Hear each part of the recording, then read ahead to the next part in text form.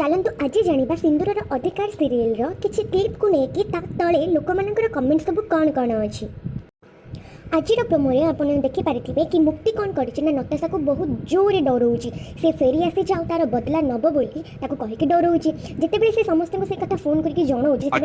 विश्वास ही कहीं जी थे मरी जाइए तो भूत केमी आसो तो चलते देखा तार फनी फनी सब comment गुड़ाक What a promo! Waiting to watch the full episode. Love watching MSRA. Love Ati and Mukti jodi. Mukti is back and it will be better for Natasha to confess her crime.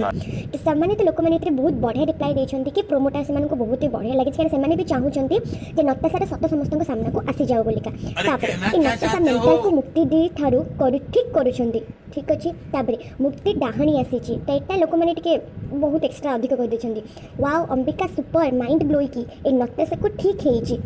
तापर किसी अच्छी आज मे भी जानीज last को नताशा मुक्ति भूत होकर डराऊँगी बोली घरे बंद करदेव तो यही कमेंट तले किसी जन रिप्लाई देते यापर कौन हम से भी कहीदि तापर जड़े मेसेज कर सत्य कौन तो जहाँ देखा मिलूँ ये प्रोमो लोक मान काफी पसंद आसी कहीं भी चाहते कि बहुत जल्दी जल्दी नताशार सत समस्त सामना को आसी जाओ बोली तो आपको जब ये कमेंट पढ़ी बहुत भल लगी तो मो चैनल को जल्दी जल्दी सब्सक्राइब कर दियो।